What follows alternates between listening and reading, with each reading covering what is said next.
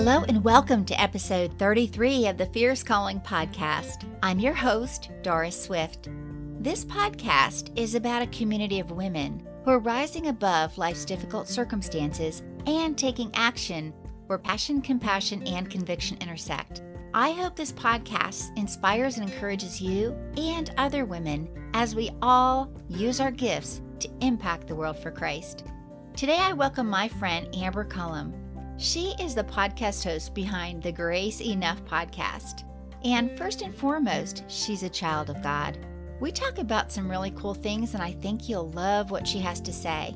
How can we gain a new perspective on comparison? Because we all struggle with that, right? How can we experience the gift of Sabbath rest? And what is a Shabbat meal? Amber unpacks all this and more on this episode of the Fierce Calling podcast. So listen in while I have a chat with Amber Cullum. Hello and welcome to another episode of the Fierce Calling podcast. Today I am welcoming my friend Amber Cullum. She is the host of the Grace Enough podcast, wife to Sam, mom of 3, a physical therapist, and she's a lover of connecting with people and learning about God's grace in their lives. I love that. Welcome to the show, Amber. Great to have you. Thanks so much, Doris, for having me today. And it's great to have you on, and it's exciting too because you have your podcast, Grace That's Enough, right. which is neat. So I would love to hear a little bit about that. So we'll talk about that a little bit later. And I would love for you to share a little bit about your story and where you're taking action, where your passion, compassion, and conviction intersect. Yeah, so I grew up in Eastern Kentucky, a really small mountain town. My parents grew up there, their parents, not all of their parents grew up there, but just that small town where everybody, like, religion is kind of just part of the culture. I can't say that everybody I knew went to church, but definitely if you didn't go to church actively, somebody in your family did, or you probably did when you were growing up. And so I grew up in this area where I really just didn't know anything different than most people. I just assumed believed in God or kind of knew a little bit about Jesus. But with that said, I didn't grow up going consistently, to church with my family. It was kind of like we went a lot when I was younger, and then we didn't go, and I would go back and forth with my cousins sometimes. And then my sister was in middle school, and she really wanted to go. She had a lot of friends that went, and so we just started going a lot more consistently at that point. And again, when you're in such a small town, the kids that I went to kindergarten with are the kids that I graduated high school with. Mm-hmm. It's just some of my best friends, their parents were friends with my parents when they went to school. And so it's a very different way of life than, I've lived in a city now since I've been an adult. And it's just a very different type of life. And so in 6th grade, I came to know Jesus, but like so many other people, spent the next, maybe not 10 years, but several years kind of waning back and forth, a lot of rebellion, a lot of moral failure. But at the same time, there was always this yearning I would always come back around when I was in my darkest place of listening to this one Christian CD I had, or picking up the New King James Version Bible that I cannot even hardly read now, but it's what I had. Mm-hmm. And I just would always kind of go back to that. But it was never something that was really solidified. And like so many other teenagers, your friends matter so much.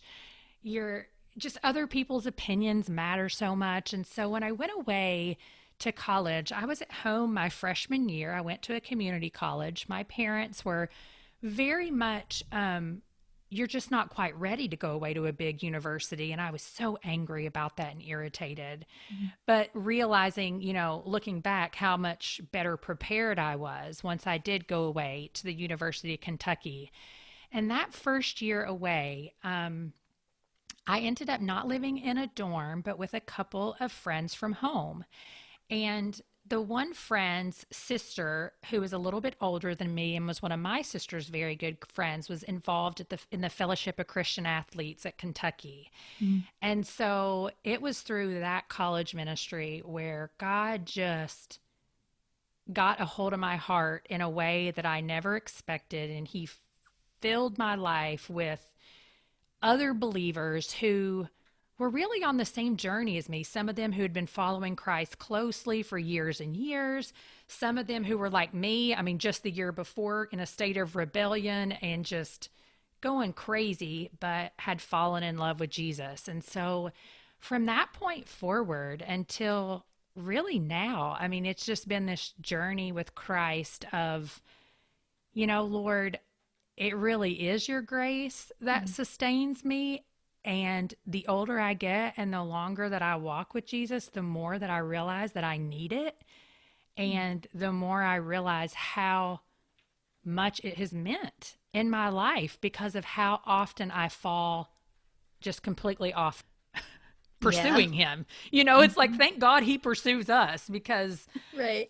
I thought, I had it all together when I was younger, once I became a Christian. And then the older you get, you're like, no, you don't. Yeah. It's I'm a all the mess. grace of God. Absolutely. Yeah, it's crazy. Yeah. And so, that kind of led us, we left, I married my husband after college. He's a very strong believer as well, and just so grateful for that. And we moved to Tampa and lived there for 8 years. He is from the Largo area in Florida. And that was a gift in a way, because we got to be around cousins and all my children were born there. Florida actually was not my favorite place to live, but it was a gift to be around cousins. And then about 4 years ago, he continued to work for his same job, but we moved up to Raleigh, and we love it here. It's just a beautiful place to live. And you learn when you move around some that God is the same God no matter where you go.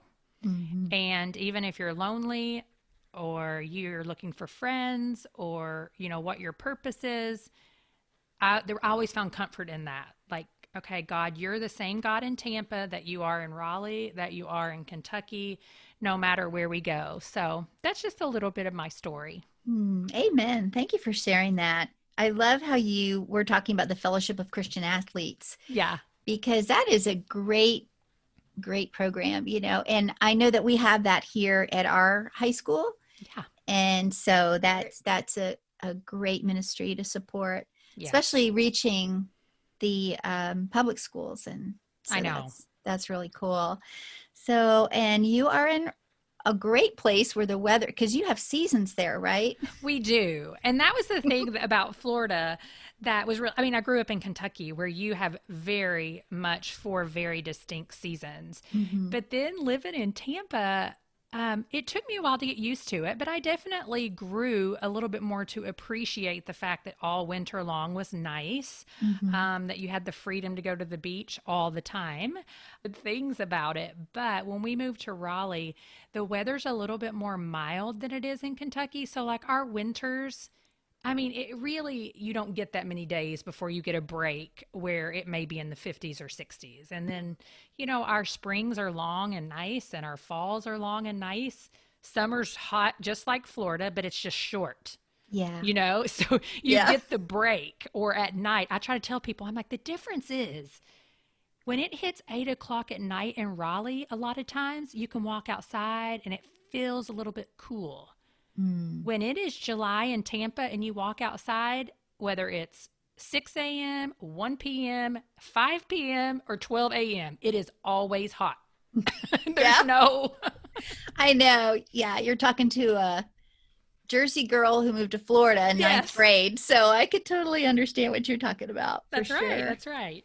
Well, and you did ask about just where my calling and, conviction, all of that kind of intersect. And I mean, goodness, isn't that just something that's constantly changing? That's definitely, but I will say with podcasting, which is what I'm doing right now, and I feel is something that God has called me to. It was a season of, I'm a stay-at-home mom and I have 3 kids, and I do have a heart to be with my kids in the sense of I like being available to them when they need me. It's not always easy. I don't do it perfectly, but I do appreciate being able to do it. But I also was like, there are other things I want to do. And that's kind of where podcasting came in. I love to connect with women and men. I love to hear their stories of how they came to know Jesus or what God's doing through their life in order for them to impact his kingdom. And so as I began to think about, how can I do that in my current place?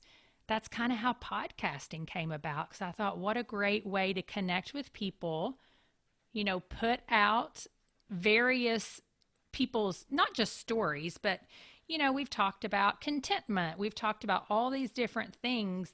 And then that helps facilitate conversation with my friends here as well. Yeah. So that's really, what I'm doing right now. And it's been really fun. That works great too, because you can do it right from home. That's right. Right where you are. That's right. And it does get you in touch with that like creative side, right? Like you can you get to make the decisions about how much or how little you want to do.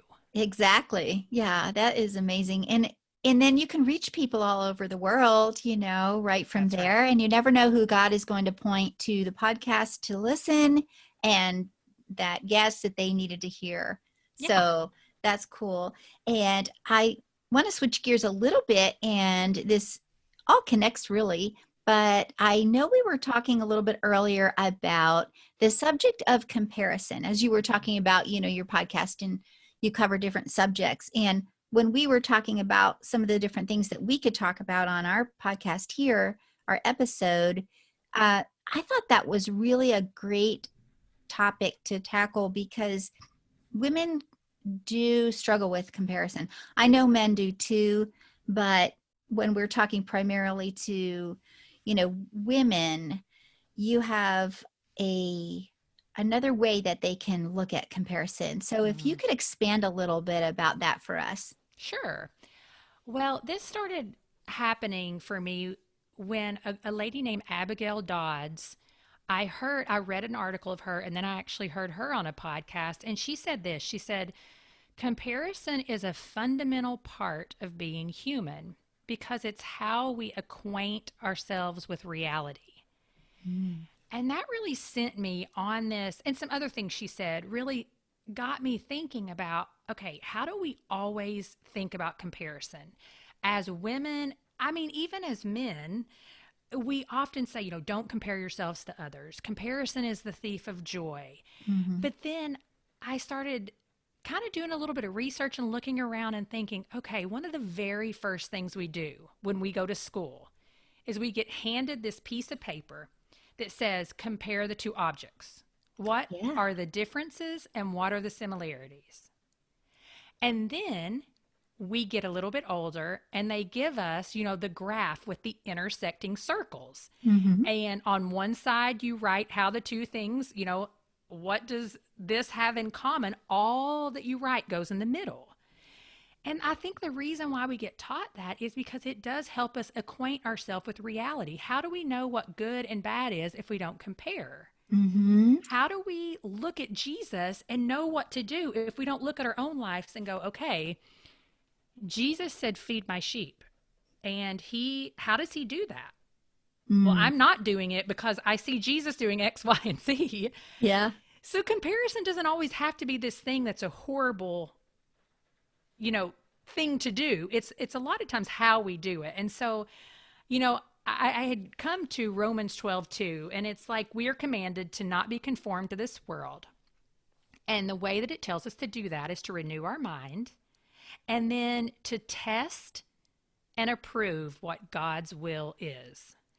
And so I started thinking, like, what is testing? Isn't testing kind of comparing?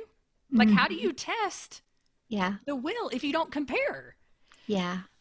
And so the whole thing just kind of blew my mind, if I'm being honest with you.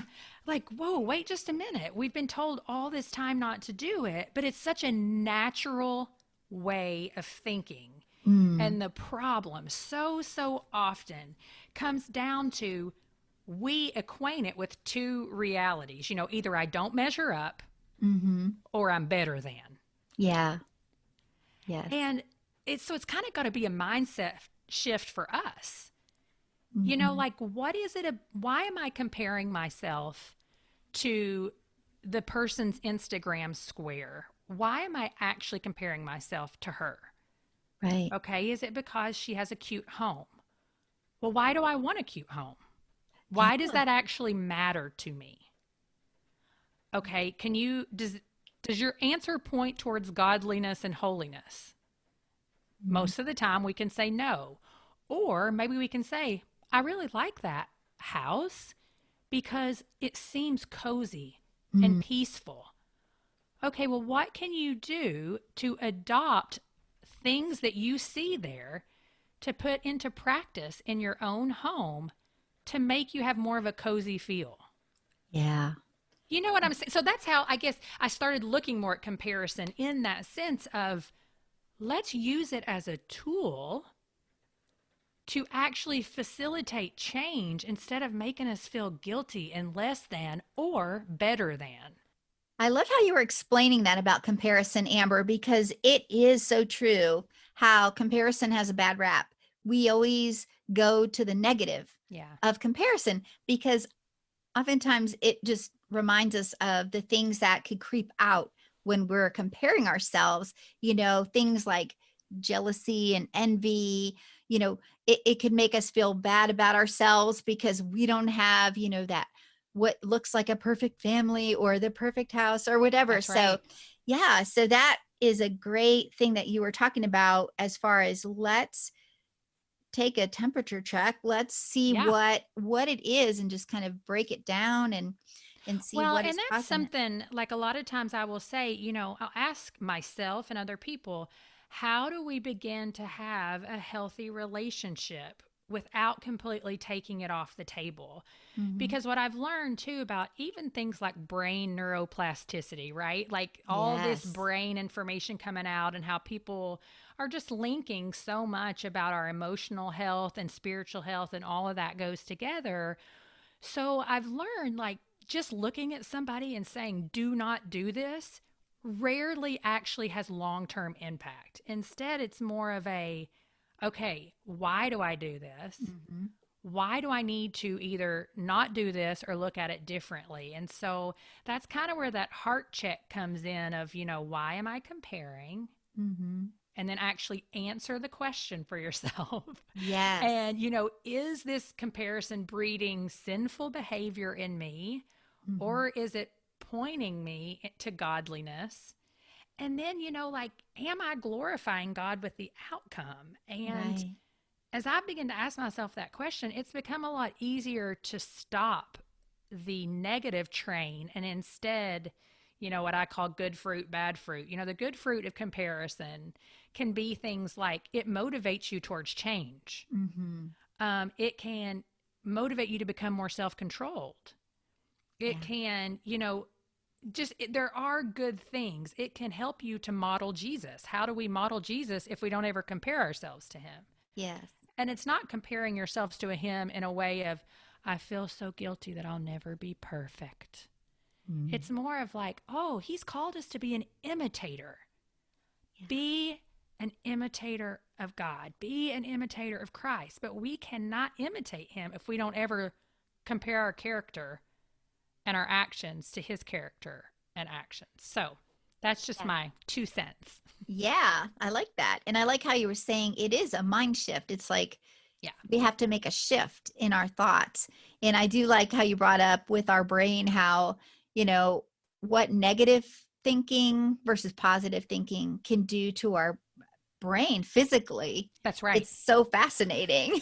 It is. I mean, and now that's the thing, right? There's actual research. It's like, okay, God's been saying all along, take your thoughts captive, renew your mind. And it's so hard to practically do that. Yeah. But then you have all this brain research that comes out that says the way that you do it is by replacing the lies, the negativity, the just do not, do not, do not with actual action steps to really create new pathways in your brain for a different way of thinking. Mm. So, It's so logical too, because we think about, okay, if we don't eat right, it's going to affect our body. We're not going to be working at our optimum level of being able to be energized and do what God's calling us to do, we're going to see it in the weight, in cholesterol, in our blood work. It affects everything. So thoughts are like feeding our mind junk. So it's the same as if we just had a whole diet of junk food. So it just makes so much sense. And like you said, God already told us all this. And he's like, well, I made you, and this is why I'm telling you this. So, Right. And so that's so cool. Yeah. But it's a great reminder, and it's very encouraging, because when we're intentional and aware of it, because oftentimes things can creep in. The enemy likes to do that. He's like letting us do it without even thinking about it. And next thing you know, slipping into the pit, Oh, and it happens so fast. And that's something else that I have really started just trying to embrace is it is a slow process. Change, we come to know Jesus, and it is this immediate, you're a new creation. Meaning you are now, dead to that sin, that previous sin. You are no longer held captive to it. But the slow change is in how we're becoming more and more Christ-like. And I mean, the God's word clearly says that will not be complete until the day of Christ Jesus. And so when I'm beating myself up, which is frequently, I don't want anyone to think that I don't compare myself, because that's the whole reason why I started digging into this whole idea is because I spent way too much time doing that. But, at the end of the day, I can say, okay, God, you will not be finished with me until the day of Christ Jesus. So it's a slow process, and you have to believe that you're going in the right direction. You're making progress, even if sometimes you can't see it until you actually look back. Yes. Yeah.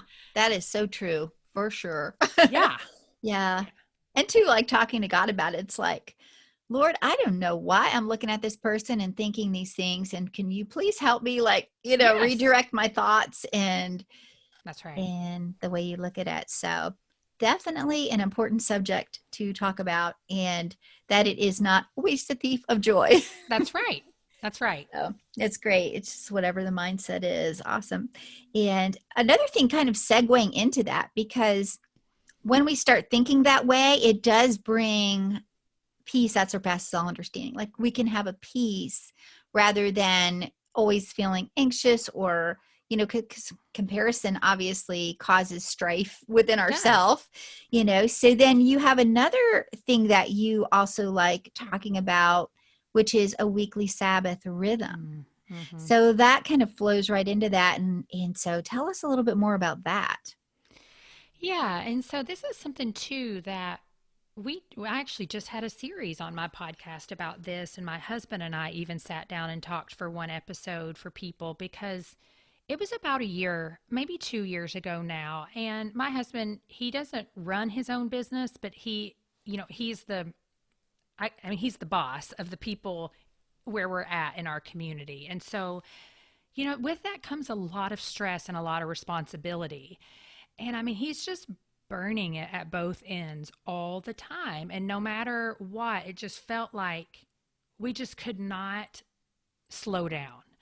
And I mean, even though I'm a stay-at-home mom of 3, I just was stressed out a lot. On the weekends, it was get everything done that you couldn't get done all week, and basically expect everybody else to do it. But we heard a sermon at our church. I started reading a couple of books. The Art of Rest by Adam Mabry is a great one. 24/6 by Dr. Matthew Sleeth is a great one. We became a part of Family Teams, which is just an organization where they really promote the family as being a team, one unit, but looking at it as in everybody has this role to play. If you've ever played on a sports team, that analogy can really make sense. And they talked a lot about a Shabbat meal, which was, basically just a Friday night special meal. You can have it any night of the week. So that kind of got us thinking on this, why would we want to do that? Well, it was because a lot of research has come out that people who, Christians are leaving the Christian faith incredibly fast right now. Children are growing up, they're leaving their homes, and they're not continuing in it. But Jewish faith, Mormon faith, a lot of other faiths are seeing the greatest retention of youth in their faith.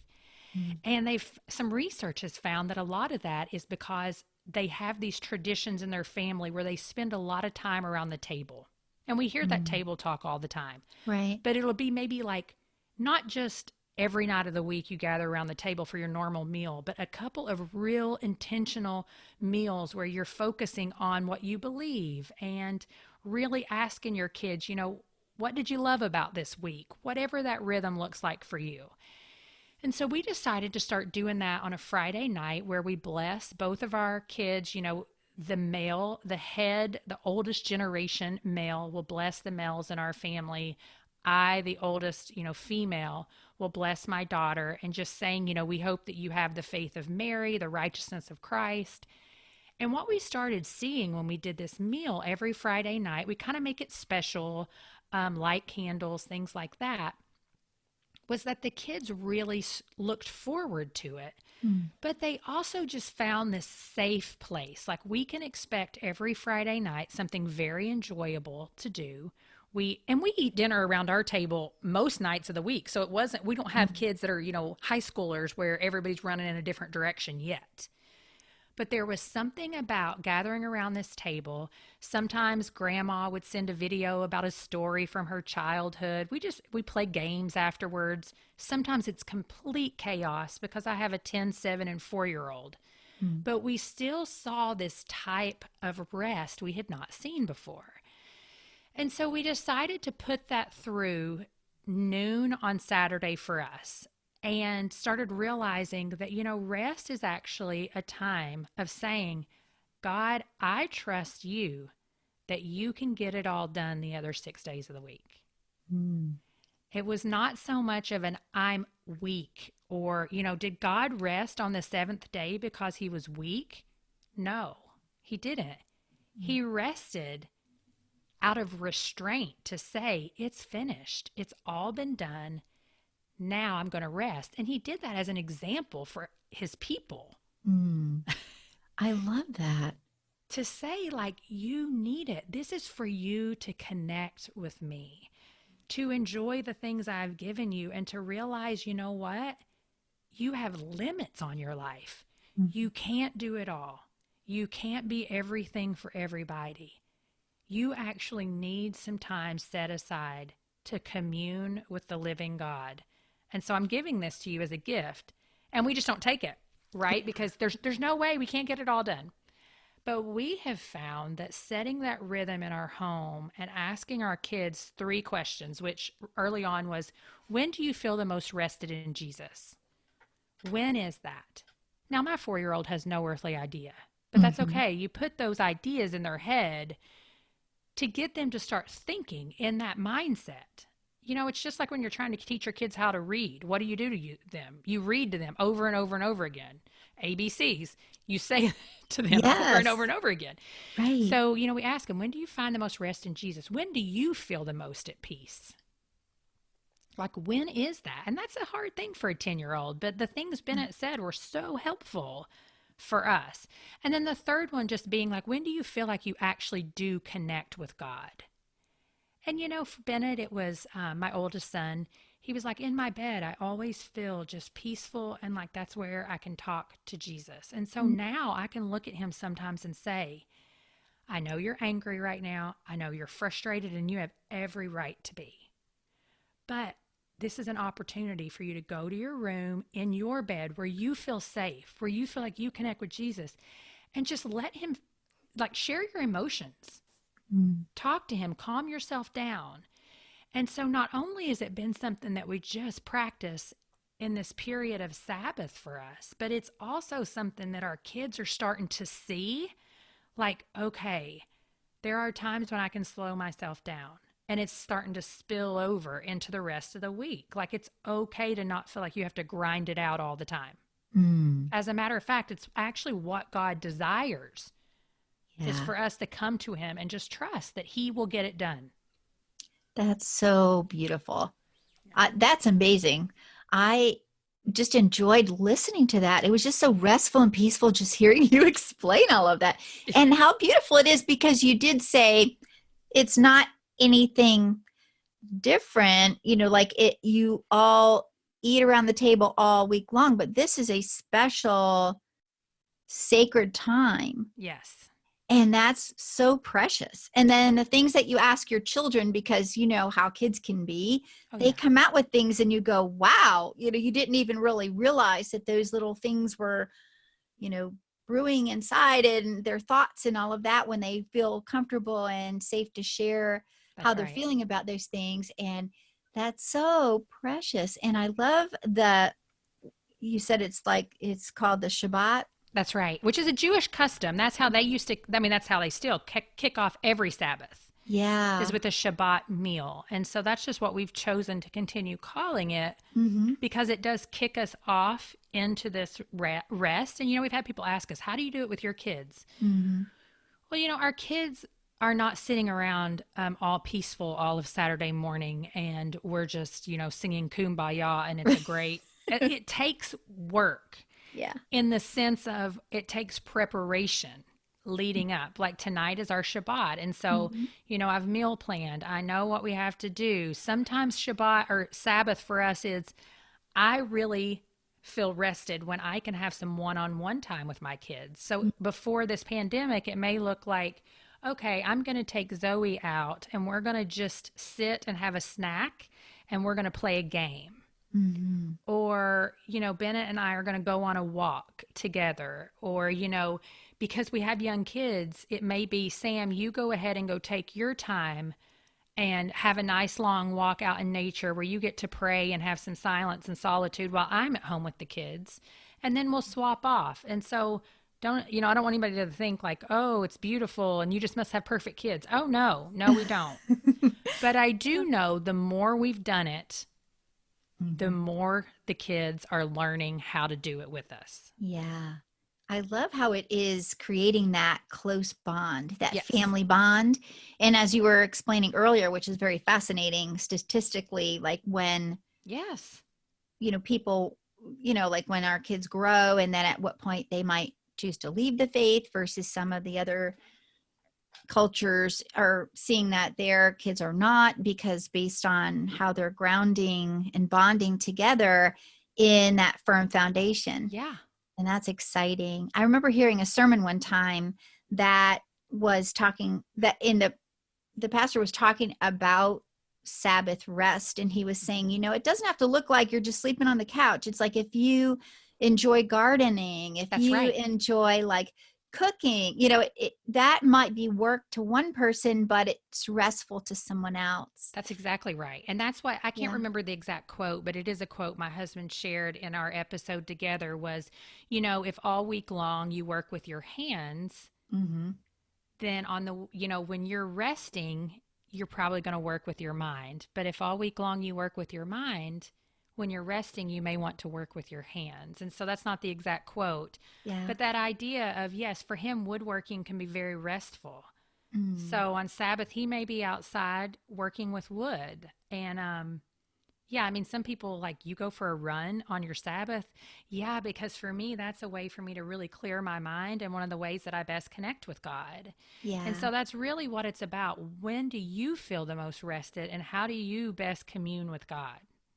Yeah. And I love how it begins with a meal, because Mm-hmm. we see that all throughout the Bible and the That's right. feasts, and it's all around, the table. Yeah. And I love that one organization. It's called Neighbor's Table. Oh yes, yeah. I had Yeah. I had Sarah on the podcast. She's You just such a did? delight. I did. Oh, I need to have her on mine. It's Oh so yeah, cool. she'll do it too, and she's so kind. Oh, I just love it. I've always had a heart for that. And it just is. And if the listener isn't familiar with Neighbor's Table, it's just something that started, I think, in her barn. And then her dad started making these tables that you just like invite community to Yeah, I sit mean, around your how it table. started for her was on the Nextdoor app in her neighborhood. She was like, I didn't know any of my neighbors. Mm-hmm. And I just decided I was going to get on the Nextdoor app and I was going to invite everybody to a potluck meal at my house. And at that time, I didn't have a table that would fit all these people, but I was like, we're just going to do it. And all of a Yeah. sudden, people just started walking down her driveway with all these different dishes, and she got to know people. And Hmm. then that led to her making tables. And, now she makes these tables that seats like, I can't remember how, I mean, they make different ones, but I can't Mm-hmm. remember how many it seats. But she drives and delivers every single one across the U.S. personally, primarily to facilitate that, this is a Mm-hmm. table for Yeah. not for people to gather, not just, people inside your home. And so it's very, it is an incredible organization, very encouraging, all about hospitality. That's precious. Because I could just picture a table in the side yard with the, Yeah, those outside lights that you that's hang that right. look like light bulbs. Yeah, I just love that feel. And then I know when you go to the website, you can see how you could even put two together and make it right. bigger. And, you can put it in different ways in a square or, it's like, Yeah, yeah. it's really cool. And so that's so amazing because I didn't know that she was on your podcast. I'm going to have to check that episode Yeah, out. so sweet. Girl, invite her. She's great. I should do that. I love that. And I do love that whole thing about the Shabbat and how you explained how that works. Yeah. And it's kind of cool because we're recording this on a Friday. That's right. Tonight's the night, right? Yeah. And it's a reminder that we can build those spiritually good habits with our Hmm. family. And there's often times where families may not be able to be together, or there's all different types of family. Like some families may be experiencing some difficult times. Yeah, There might be like kids are with mom a that's few right. weeks, kids with dad. So, but it can be done in your home, just however it can be done, That's right. however God leads. And it's just a beautiful thing. And if you don't have children, you can invite, like the neighbor's table thing, That's right. Invite invite people in. friends, do a Friday thing, maybe even switch off on whose home you meet in. Yeah. And yeah, I love that. That's great. And the whole thing swinging back to, as you call it, the weekly Sabbath rhythm. Yeah. It's been a gift. We've been doing it since January. Mm-hmm. And it can be tough, but it's a time we turn off our tech. Now, our kids still will watch their Saturday morning cartoons, but we've even talked to them about that. As you get older, things will just change to where we'd like for you to spend that Saturday morning just learning again how to be with God, because so many of us who are Christians, we Mm-hmm. want to follow Jesus, but we have Yeah. such a hard time just being with him. Yes. Yeah. And it's such a great message too to the kids that it doesn't have to be a Sunday morning only. Right. That's important. It's like it's an everyday. It's like part of our life. It's like an everyday thing. God Yeah. is just right there with us all the time. And how your son loves to meet with the Lord, and when he's in his bed and talk to him there. And That's that's right. just so sweet. I love It that. is. Kids come up with the most amazing things. I mean, really, when you think about it, there's not like a little mini Holy Spirit. I mean, Yeah. the kids that are believers and understand and everything, they have the same Holy Spirit that we do. Well, yeah, and then it's so nice too. Like, for example, with my daughter, she went for some one on one time last week with my husband. Mm, Things again aren't all opened up, but he said, well, I'll take you out for a donut. And so they went and got a donut and they just sat at a park, and, he drank a cup of coffee.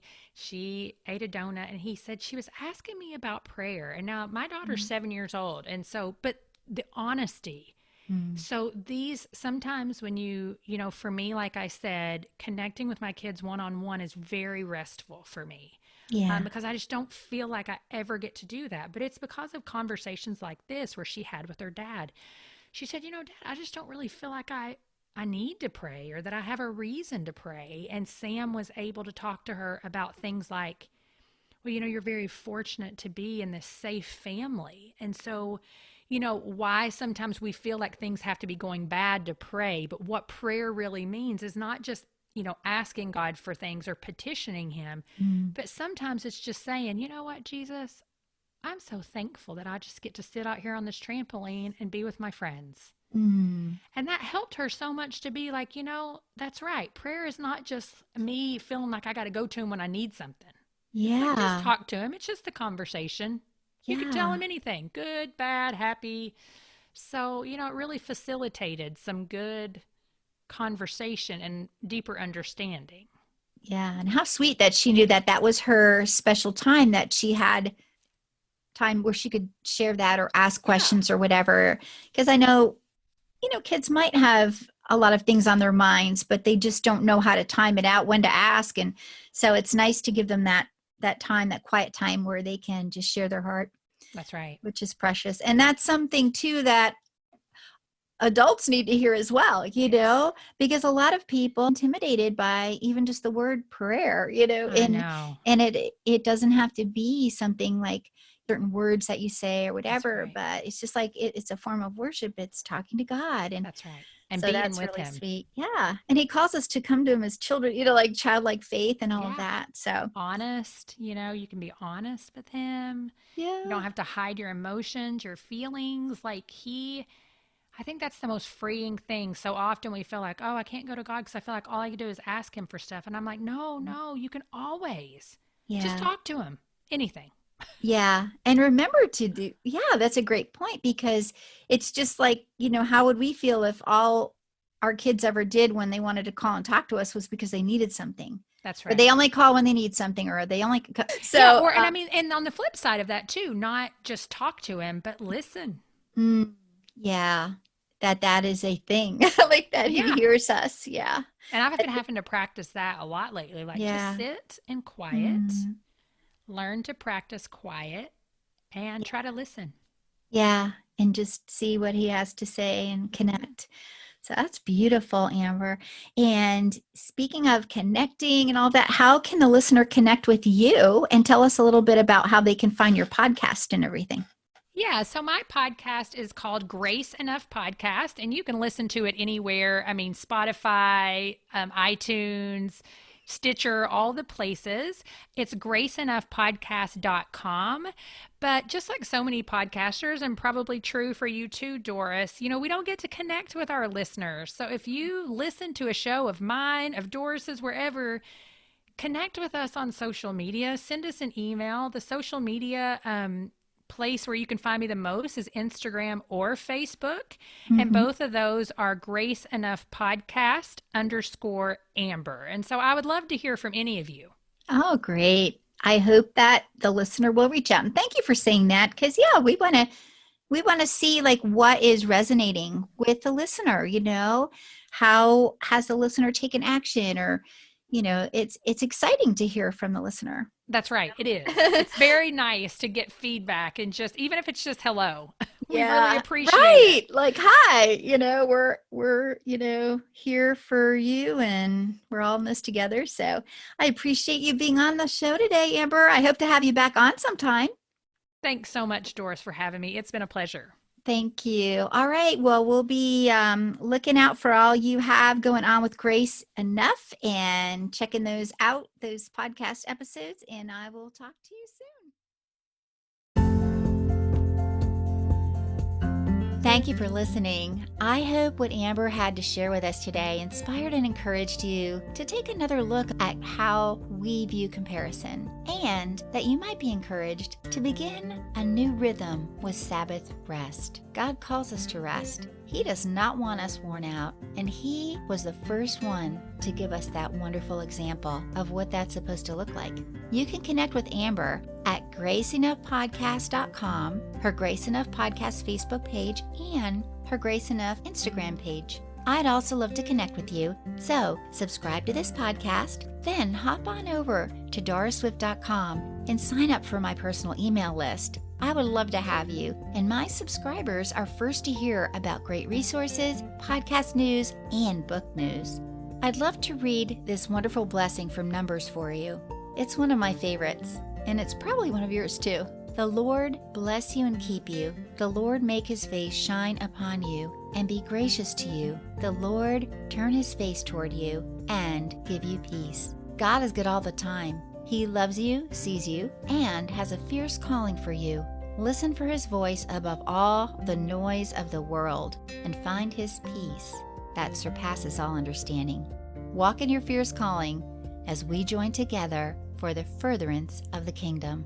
I hope you'll join me next time when I invite another woman who's taking action where her passion, compassion, and conviction intersect. Until then, friend, Have a blessed week, and I'll talk to you soon.